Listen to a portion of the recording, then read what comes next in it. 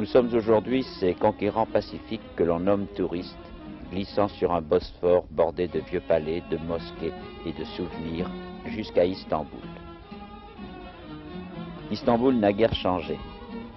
Au-delà du pont de Galata qui enjambe la Corne d'Or, sur les vastes places ou dans les rues sinueuses, la vie s'agite.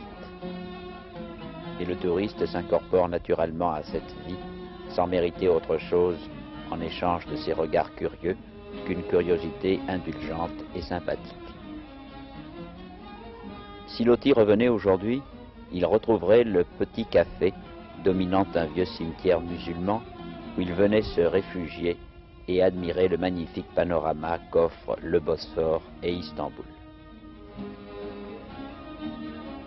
Il existe en Turquie, à 15 km du petit port de Kusadasi, dans la fabuleuse Ionie, où s'épanouirent les premiers foyers de la civilisation hellénique, les ruines d'une cité qui tient une grande place dans l'histoire du christianisme.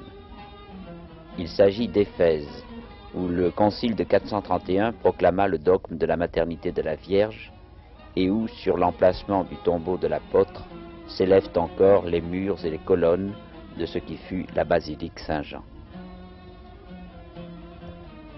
Grâce aux révélations d'une religieuse allemande, Anne-Catherine Emmerich, marquée des stigmates de la Passion et qui mourut à l'âge de 40 ans en 1824, on a découvert, au-dessus d'Éphèse, ce qui fut la dernière maison de la Vierge. La découverte est toute récente, elle date de 1891. Elle est due à des lazaristes français. Sur les ruines de la maison retrouvées à l'endroit précis indiqué dans ses visions par Anne-Catherine Emmerich, on a élevé un sanctuaire. Les Français y viennent nombreux, et ce n'est pas le moindre étonnement de ce voyage de découvrir ainsi partout à travers le monde l'humeur vagabonde et curieuse de nos compatriotes.